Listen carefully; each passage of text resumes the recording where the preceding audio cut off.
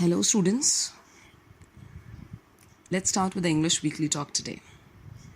आज का English weekly talk का टॉपिक मैंने या हेडिंग आप जिसको कहते हैं कुछ ऐसी ली है कि जिसकी वजह से या तो आप इंग्लिश को अपना दोस्त बना लो या तो उसको रिस्पॉन्सिबल ठहरा लो कि इसी की वजह से मेरा क्लर्क मेंस गया है.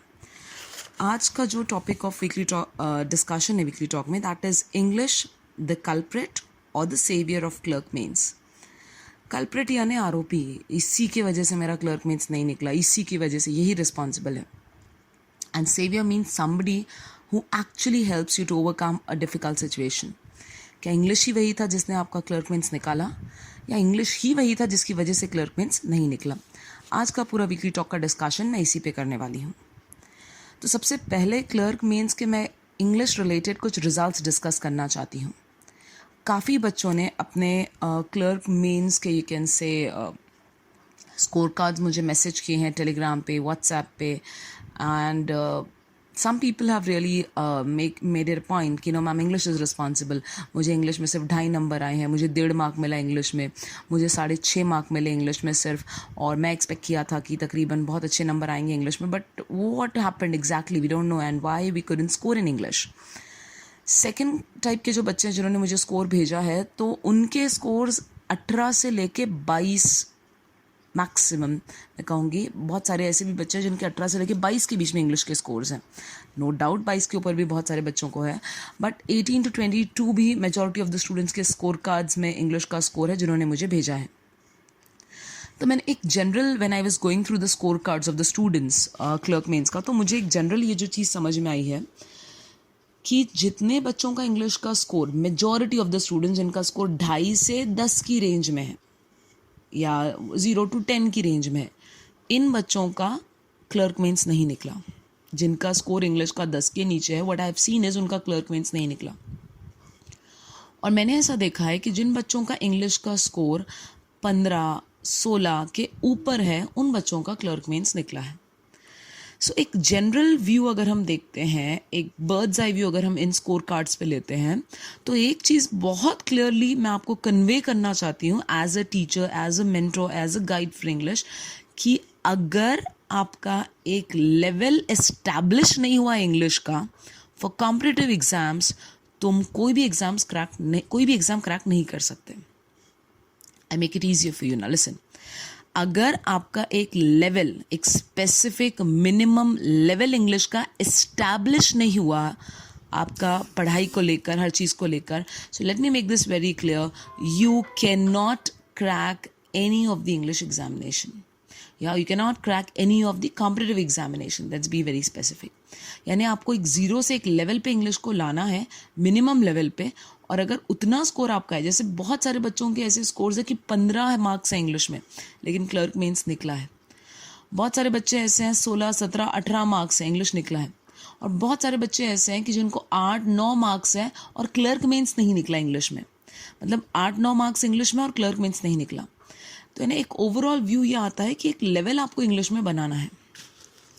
स्टूडेंट्स, कुछ मैं नाम नहीं लेना चाहूँगी स्टूडेंट्स के, because I don't want to offend anybody of them, but let's discuss. One of the score cards जो मुझे आया है, मैं नाम नहीं बताऊँगी, 2.5 मार्क्स हैं इंग्लिश में और क्लर्क मेंस नहीं निकला. So I just give a call to that student and we spoke at length. मैंने बहुत सारे बच्चों से बात की, तो उस बच्चे का प्रॉब्लम ये था कि मैम मैं 1.5 से 2 घंटा इंग्लिश की रीडिंग करता था. I said very good, what else did you do for English? Clerk mains के 1 महीना पहले तुमने क्या इंग्लिश की पढ़ाई की? मैम 1.5 से 2 घंटा द हिंदू पढ़ता था और बस, और कुछ नहीं करता था मैम, मॉक टेस्ट देता था. That's it? Yes ma'am that's it, इसके अलावा कुछ नहीं. आई सेड ओके, मैंने मेरे जितने भी वीकली टॉक्स लिए हैं या जितने भी मैंने मॉक टेस्ट क्लर्क मेंस के लिए हैं या क्लर्क मेंस को लेकर जो बच्चे मेरे पास गाइडेंस के लिए आते हैं, मैंने अपने जनरल टॉक्स में भी बहुत बार स्पेसिफाई किया है.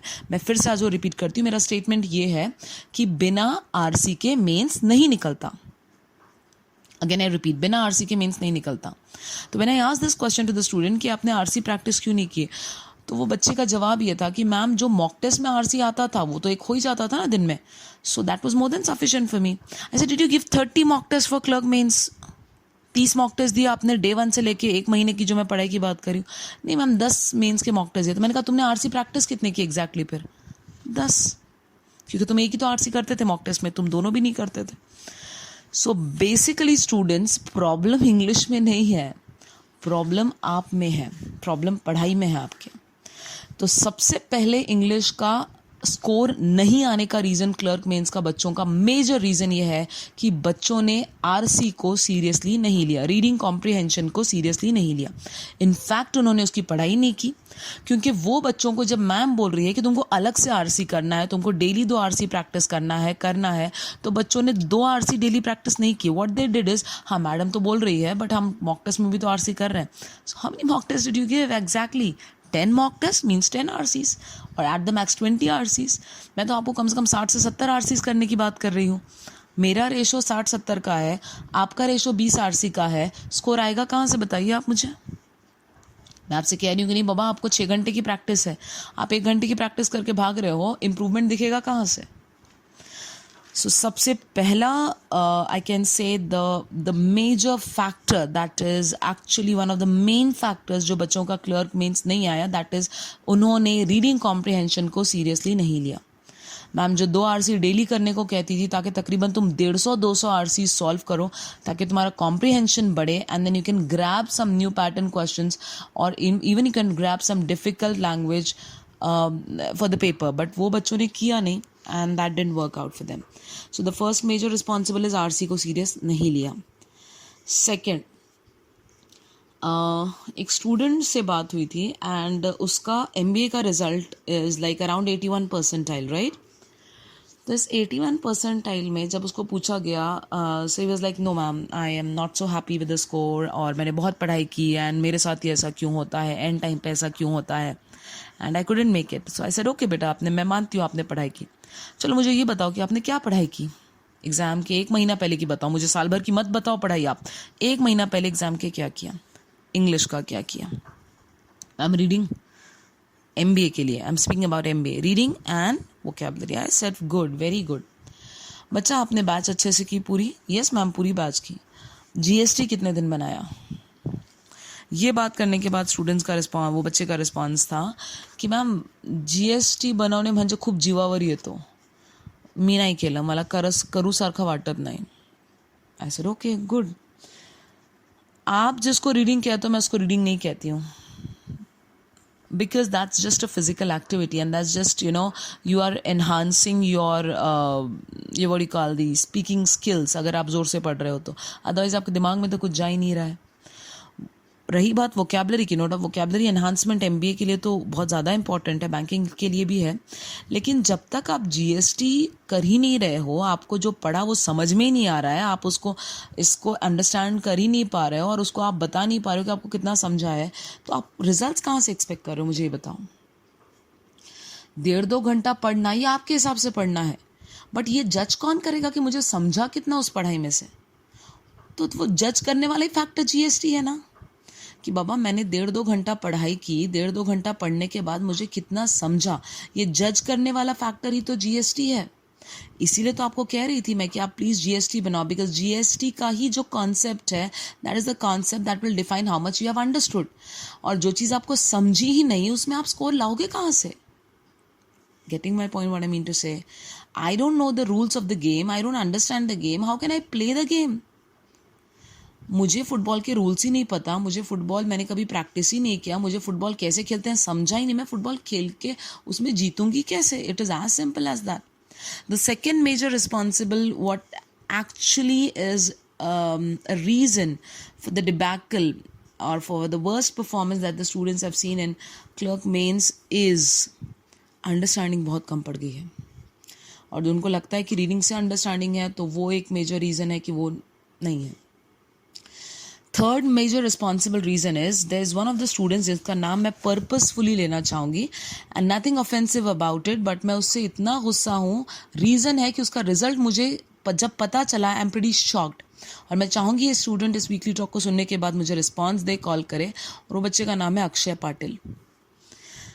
आई एम वेरी शॉक्ड जब मुझे पता चला कि ये 3 स्टूडेंट्स, धनंजय, जीवन और अक्षय पाटिल का रिजल्ट नहीं आया. तो I was literally very shocked कि मैंने कहा इन बच्चों का क्लर्क मेंस नहीं आया. मतलब मैंने इनसे ये उम्मीद रखी ही नहीं थी कि ऐसे बच्चे के जिनका नहीं निकलेगा, असिस्टेंट मेंस नहीं निकलेगा, ऐसे बच्चे है ही नहीं. मैं तो आंख बंद करके बोल सकती हूँ यार यहाँ इसका ये साल रिजल्ट है, बट मैं अक्षय पाटिल पे क्यों ज़्यादा फोकस कर रही हूँ और इसके बाद जीवन पे ज़्यादा फोकस करूँगी। ये बच्चे स्पेसिफिकली वीकली टॉक सुने। Reason, Akshay Patil, if I am not mistaken, is an SSA student from the 2017 batch, 2017 के बैच का ये बच्चा है, April, if I am not mistaken again. ये बच्चे ने 3 महीने बैच बहुत अच्छे से की, बैच में काफ़ी रिस्पॉन्सिव था, जवाब देता था, इन्वॉल्व था इंग्लिश में। उसके बाद ये बच्चा 6 महीने मुझसे बहुत टच में था, बहुत वर्कआउट किया इसने, टेस्ट के स्ट्रैटेजीज बनाए, मॉक टेस्ट के एनालिसिस अच्छे से किया अक्षय पाटिल ने। लेकिन अगर मैं थोड़ा अक्षय पाटिल पे और ज़्यादा ध्यान दूं कि ये बच्चे ने 2018 में क्या किया, 2019 में क्या किया, तो ये बच्चे ने मुझे 6 महीने, 7 महीने या साल भर में बहुत कम वो आके मुझे सूरत दिखाया है बच्चा कि मैम ये इंग्लिश का स्कोर है। बस रास्ते में कभी ये बच्चा अगर मुझे मिल जाता था ना क्लासेस पे, तो मैं ही पकड़ के पूछी थी, अक्षय व्हाट्स गोइंग ऑन, हाँ मैम पढ़ाई चालू है, हाँ मैम स्कोर भी अच्छा आ रहा है, बट ये बच्चे ने मुझे कभी स्कोर नहीं बताया। Akshay, this message is specifically for you. The reason may be, again I'm saying the reason may be, तुमको ऐसा लगा ही नहीं कि तुमको एक गाइड की ज़रूरत है जो तुमको बताए कि whether you are doing it in the correct way or not. जीवन भी, धनंजय बहराल मुझसे मिलने आता था, may be once in a month or you can say twice a month, but जीवन और अक्षय ने तो ऐसे समझ रखा था कि गाइड हम ही हमारे हैं, हम ही अपने मेंटर्स हैं, हमको किसी की ज़रूरत नहीं। So the third major responsible, you can say one of the major reasons for why the students couldn't make it to clerk mains is that they actually was not in touch with the subject teacher. उनको क्या लगा था कि ma'am वही बार बार बोलती हैं कि reading करो, वो कैप करो, ग्रामर करो, बट ना उन्होंने ये भी ठीक समझा कि हम जाके मैम को अपने स्ट्रैटेजीज बताएं, हम जाके अपना मॉक टेस्ट स्कोर दिखाएं मैम को। मैम ही रास्ते में पकड़ लेती है हमको और पूछ लेती है बेटा पढ़ाई कैसी चल रही है। अदरवाइज़ ये 2 बच्चे तो आए नहीं पलट के मेरे पास, और ऐसे कई बच्चे हैं, हाँ मैम आपसे मिलना हमको था बट नहीं आ सके, और बहुत अच्छा रीज़न देते हैं। शुभम सर के पास, मेरे पास बहुत अच्छा रीज़न देते हैं, नहीं मैम आपसे डर लगता है, वेरी गुड, आप मुझे बताओ आप पढ़ाई नहीं करोगे तो मैं क्या आपकी आरती उतारूँ? मैम से डर लगता है क्योंकि मैडम डांटती है, मैडम डांटती इसलिए क्योंकि तुम पढ़ते नहीं हो, और पढ़ते भी वैसा नहीं हो जैसा मैं बोलती हूँ, क्योंकि तुम लोग ज़माने भर के लेज़ी हो। I am literally very much disappointed कुछ बच्चों के परफॉर्मेंसेस को लेके। मुझे बहुत डिसअपॉइंटमेंट है कि इन बच्चों का रिजल्ट नहीं आया। 3 महारथियों का तो नाम मैंने आपके सामने ले लिया है, बट मुझे लिटरली बहुत डिसअपॉइंटमेंट है कि कुछ बच्चों का रिजल्ट नहीं आया, और लिटरली बहुत ज़्यादा खुशी है कि कुछ बच्चों का रिजल्ट आए। For example I give you the name of one girl called as Ayesha Shaikh. ये बच्ची शायद नगर की है। ये बच्ची ने बैच ज्वाइन की और आई थिंक उसकी बैच ख़त्म होने के बाद ही क्लर्क मेंस आया था। वो स्पेशली चली गई थी, वापस आई, क्लर्क मेंस है मैम मेरा, 20 दिन बचे हैं, मुझे जीके करना है, मैं कैसे करूँ? मैंने अभी तक जीके को हाथ नहीं लगाया। ये बच्चों को ये बच्ची को शुभम सर ने और मैंने कुछ ग्रुप्स का बताया, and you believe me, she gave it she devoted herself like anything, and she actually made it. So this is what what I personally feel is, जो बच्चों के काफ़ी बोलते हैं ना कि जिन्होंने 20 दिन में भी जीके करके रिजल्ट्स लाके दिखाए हैं, ऐसे भी कुछ स्टूडेंट्स हैं, तो उनके लिए काफ़ी खुशी है। तो रिज़ल्ट का जो दिन होता है, स्पेशली मैं पीओ के लिए भी बहुत सारे बच्चों के एक्सपेक्टेशंस थे, नहीं हुआ बिकॉज उनका उतना जो what you call that margin था उतना ज़्यादा नहीं था। रिज़ल्ट का दिन एक टीचर के लिए ना एक काफ़ी मिक्स्ड फीलिंग्स होते हैं। ना वो टीचर अच्छे से खुशी मना सकता है, ना वो टीचर अच्छे से गम मना सकता है। द रीज़न इज़, ऐसे कुछ बच्चों के नाम आ जाते हैं उस लिस्ट में जिनका सिलेक्शन नहीं हुआ, और ऐसे कुछ बच्चों के नाम आ जाते हैं जिसका सिलेक्शन हुआ। तो रिजल्ट के दिन ना मेरे मूड स्विंग्स होते हैं। I am pretty happy at certain times, जब बच्चे का कॉल आता है ma'am I really made it and I have done, और आई एम वेरी डिसअपॉइंटेड जब बच्चे का पता चलता है इसका रिजल्ट नहीं आया। Shocking, pretty shocking. So students, I personally feel I'm literally जो मेरी अभी कंडीशन है ऐसी है कि ऐसा मन करता है कि कभी कभी फ़ोन में से निकल के इतने फटके दूँ तुम लोगों को कि तुमको बोलने के बाद भी, रास्ता बताने के बाद भी, यू आर लाइक कि तुमको अपनी मनमानी करनी है, तुमको जीएसटी नहीं करना है, तुमको 2 आरसी नहीं करने हैं, तुमको बुक रीडिंग नहीं करना है, तुमको मैम को देखना नहीं है क्योंकि तुमको मैम से डर लगता है, पर तुमको रिजल्ट भी चाहिए। ये तो वही बात हुई मैम, मैं मार्केट से जाके गेहूं भी नहीं लाऊंगा, मैं उसको पिसाऊंगा भी नहीं, मैं रोटी की मेहनत भी नहीं करूंगा, मैं आटा भी नहीं गूंथूंगा, रोटी बनाऊंगा भी नहीं, बट मुझे खाना तो चाहिए, मुझे पेट तो भरा हुआ होना चाहिए। व्हाट सेंस, व्हाट लॉजिक, क्या लॉजिक लगा रहे हो आप लोग, क्या क्या बात क्या कर रहे हो आप, क्या सोच रहे हो? हम सब करते हैं मैम, लास्ट मिनट पे क्या होता है। देखो स्टूडेंट्स, मैं कल अपने स्टूडेंट से बात कर रही थी who got selected in one of the banks, one of the very reputed banks. So I don't want to name anybody. So he was like, ma'am क्या हो क्या जाता है लास्ट मिनट बच्चों को? मैंने कहा बच्चों को लास्ट मिनट कुछ नहीं होता है। अब मैं आपको बच्चों को बताती हूँ, क्योंकि almost it's teaching experience of almost 16 to 17 years के टीचिंग एक्सपीरियंस में मैंने एक चीज़ ऑब्जर्व की है, और वो ये है कि बच्चों के ना बेसिकली 3 कैटेगरीज होते हैं। पहली कैटेगरी ऑफ स्टूडेंट जो रिजल्ट आने पे बिल्कुल नहीं रोता, सेटिस्फाइड है, चाहे उसको 60 नंबर आए, 100 नंबर आए, 90 नंबर आए, 80% आए, he is very satisfied, he is very much satisfied कि नहीं यार अच्छा है। क्यों सेटिस्फाइड होता है? क्योंकि उस बच्चे ने अपने पोटेंशियल को पूरी तरीके से एक्सप्लोर कर लिया है। मतलब उसको पता है कि नहीं यार मेरी कैपेसिटी 8 घंटे पढ़ने की, लेकिन उस 8 घंटे में मैं 100% पढ़ाई ही कर रहा था और मुझे 75% आया। So he is happy, he doesn't complain at all, he is pretty happy. यार मैंने जितना करना था मैंने कर दिया, तो फिर वो रिजल्ट उसको पैनिक नहीं करता है। This is the first category of students. Second, जिस बच्चे को रिजल्ट आने पे स्ट्रेस आता है और जो बच्चा रोता है, यार मी इतकं करतो पण माझा रिझल्ट का येत नाही, मी इतकं करतो पण माझा रिझल्ट का येत नाही। इंसान कंप्लेन तभी करता है जब उसको पता है कि मैं दे सकता था, मैंने दिया ही नहीं 100% मेरा। मेरी कैपेसिटी अगर 10 घंटे पढ़ने की है, मैंने 6 घंटे पढ़ाई की, तो वो बच्चा रोएगा। वो 75% पे भी रोएगा, वो 90% पे भी रोएगा, वो 90% पे भी रोएगा। और थर्ड कैटेगरी के बच्चे ऐसे होते हैं जिन्होंने अपना 100% दिया भी है और उनके रिजल्ट्स भी 100% आए हैं। They are pretty satisfied with what they have done.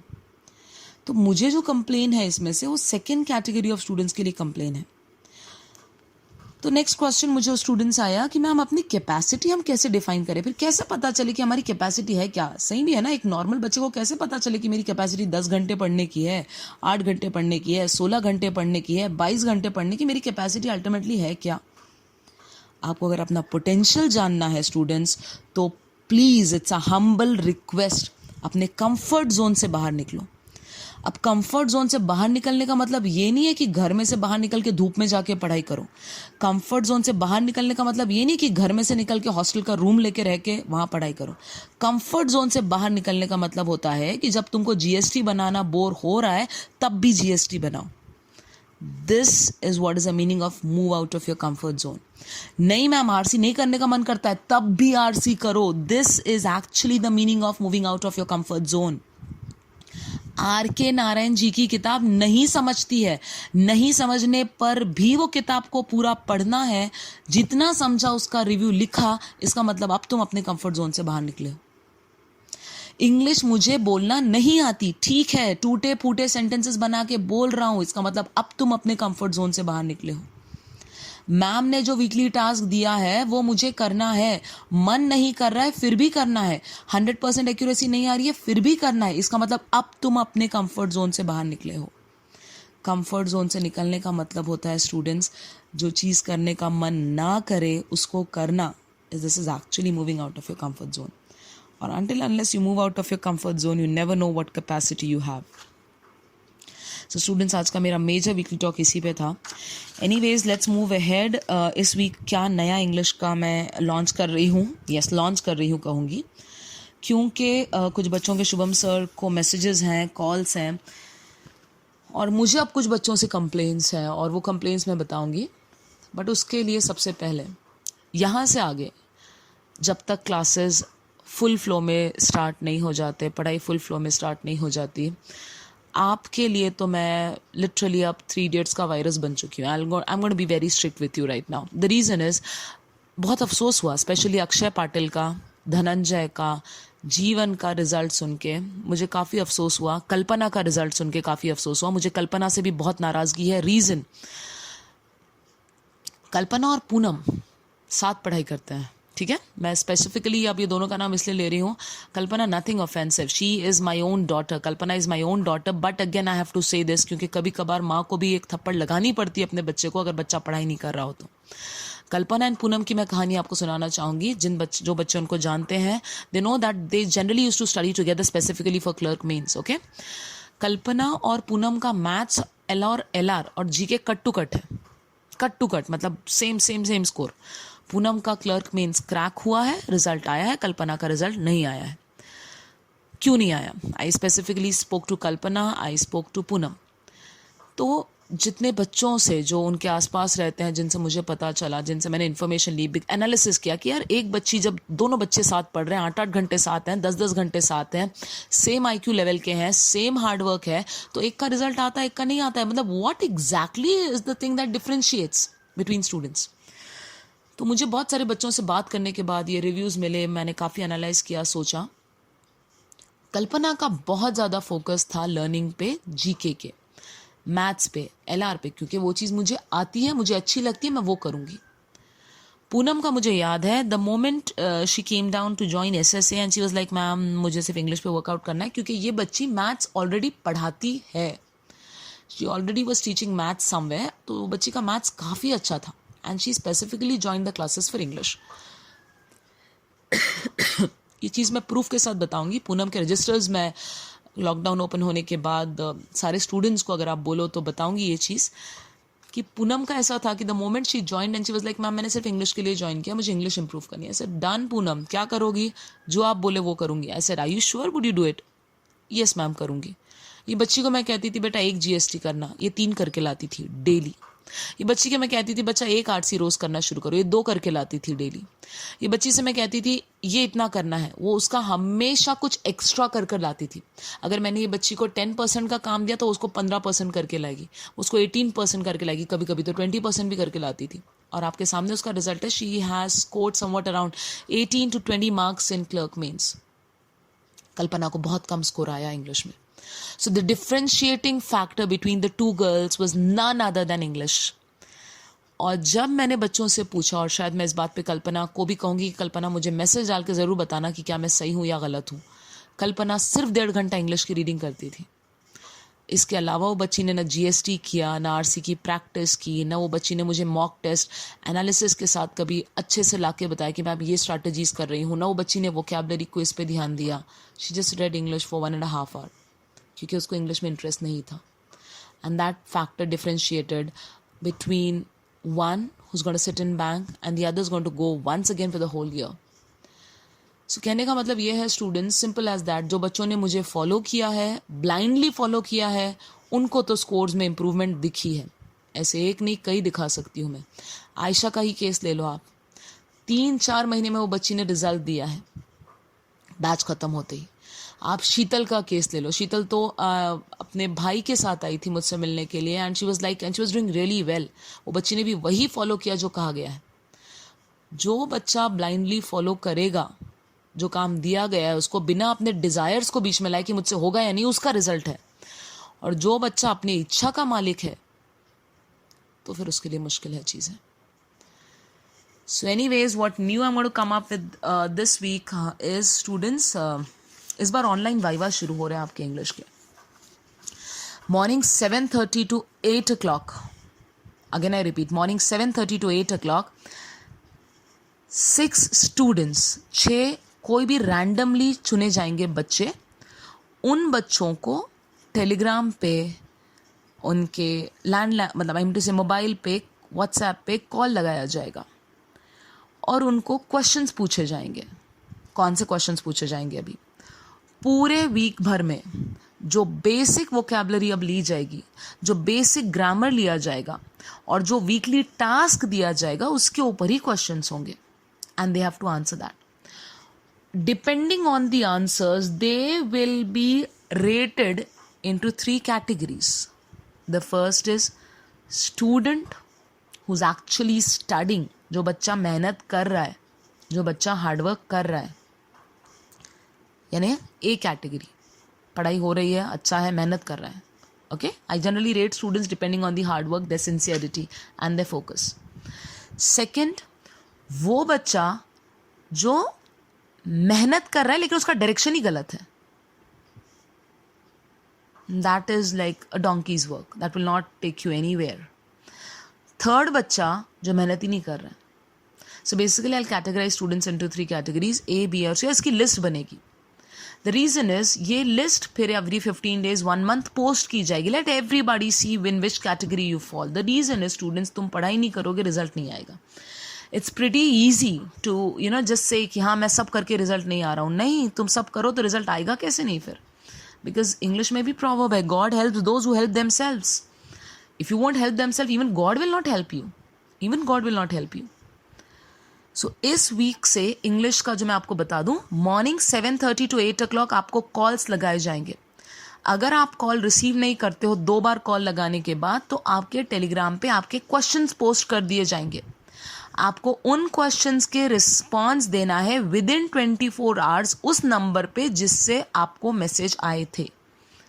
24 hours के अंदर आपका मैसेज नहीं आता है तो मैं डायरेक्टली आपका नाम उठा के सी कैटेगरी में डाल दूंगी कि आप पढ़ाई नहीं कर रहे हो. First. Second, 8 to 9 o'clock in the morning आपको सबसे पहले एक पैसेज दिया जाएगा जिसके ऊपर कुछ क्वेश्चंस रहेंगे. आपको पढ़ना है, समझना है और उसके आंसर्स देना है. सेकेंड, आपको वोकैबुलरी के 5 वर्ड्स आएंगे जो आपको लर्न करना है या क्वेश्चन फॉर्मेट में डाले जाएंगे जो आपको सॉल्व करना है. थर्ड, आपको ग्रामर के 5 रूल्स आएंगे, वर्ड्स आएंगे जो आपको करने हैं. यानी 8 से 9 आपने अगर अच्छे से 1 घंटा इंग्लिश के क्लब में अपने आप को इन्वॉल्व रखा, मतलब आपका डेली इंग्लिश का कोटा खत्म हो गया, रीडिंग, वोकैबुलरी और ग्रामर का. And from 9 to 9:30 I will be giving you half an hour for any doubts. If you have in English you can post it on the channel. Am I clear with this? Okay, तो इस week का task मैं आपको बता दूं. इस week का task, today is 27 May 2020 Wednesday. इस वेडनेसडे से लेके अगले वेडनेसडे तक आपको R.K. नारायण जी की द गाइड किताब कंप्लीट करनी है. अब आप कोई भी मन में दुविधा मत रखना कि ये किताब होने के बाद मैम सवाल करेगी. बिल्कुल नहीं. ये किताब में 11 चैप्टर्स हैं, 186 पेजेस हैं और आपके हाथ में है 7 days. तो हर दिन में अगर आप अप्रॉक्सीमेट भी पढ़े तो आपको 30 पन्ने ख़त्म करने इस किताब के. ये 30 पन्ने आप कितनी देर में ख़त्म कर रहे हो आपको नोटिंग करके रखना है. और आपको फर्स्ट 30 पेजेस पे क्वेश्चंस शुरू हो जाएंगे कल से. Tomorrow is Thursday. Morning 7:30 to 8 o'clock के बीच में आपके रैंडमली कॉल आ सकता है. कॉल नहीं उठाने की, ऑफलाइन जाने की कोशिश मत करना. मैं आपके सिम पे, आई मीन टू से मोबाइल पे कॉल लगाऊंगी, आप उठाने, आप भागो मत स्टूडेंट. सबसे पहले तो डरो मत. हाँ मैम मैंने पढ़ा, मुझे इतना ही समझा, उतना भी समझा तो चलेगा. आपको फर्स्ट 30 पेजेस पे कल क्वेश्चन आएंगे थर्सडे. देन 1 to 60 पेजेस पे क्वेश्चन कब आएंगे? फ्राइडे. देन 1 to 90 पेजेस पे क्वेश्चन कब आएंगे? सैटरडे. इस तरीके से आपको R.K. नारायण जी की द गाइड बुक मैं अभी टेलीग्राम चैनल पे, दोनों चैनल्स पे अपलोड कर रही हूँ, इंग्लिश लर्नर्स क्लब पे भी और शुभम सर्स एकेडमी के ऑफिशियल चैनल पे भी. तो ये द गाइड किताब के 11 चैप्टर्स आपको 7 दिन में ख़त्म करने हैं. आज मैंने 30 पन्ने पढ़े इस किताब के. पढ़ना कैसे? मुझे इस किताब के 30 पन्ने पढ़ने को मैडम 1.5 घंटा लगा. उसको नोटिंग करके रखना है आपको. मैं कभी भी बोल सकती हूँ आज का चौथा दिन है, मुझे नोटिंग दिखाओ कहाँ है, और आपको तुरंत फ़ोटो सेंड करना पड़ेगी मुझे. आपको बुक का नाम डालना है, टाइटल डालना है, डेट डालनी है और इस डेट को इतने पन्ने पढ़े, 30 pages and the time required. This is also for the students like Shubham, Akanksha, Poonam, Gauri. ये ग्रुप के लिए भी ये एक्टिविटी है. ओवर कॉन्फिडेंस अच्छी चीज़ नहीं है क्योंकि आरबीआई आपके सामने खड़ा है. आरबीआई मेंस भी हमको निकालनी है. Even for Swapnil Indole you have to do this activity and I am going to give you a call Swapnil to you also. Even for Aditya Wagmare, who's working in a bank right now, but he has a target of clearing it for RBI mains. So उन बच्चों के लिए भी ये task है. Call आपके घर पे भी आ सकता है. आपको डेट डालनी है. आज 30 पेजेस पढ़े मैम, 1.5 घंटे में ख़त्म हुए. करेक्ट. इन 1.5 घंटे में 30 पन्नों में क्या था? 1 लाइन 2 लाइन में आप लिख लो. हिंदी, मराठी, इंग्लिश लिख लो. आपको जितना समझा उतना लिखो. और ये पेज का नोटिंग आपको करके रखना है. I can ask anybody to post it and I will be posting it on the channel also. Are you clear with this? So now let's get ready to play the actual dangal of English. अब आप भागो और मैं आपको पकड़ूंगी. Get ready for it students. I won't now be taking things easier for you because तुम्हारा result मेरी reputation है. Again I repeat, your results are my reputation. So it matters a lot to me. All the very best. Keep studying. Keep rocking. And now keep keep responding. I'm going to call you and get back to you. Okay, students? Chaliye, thank you so much, students. Have a great time. Stay safe, and I'll get back to you soon on this. Thank you so much.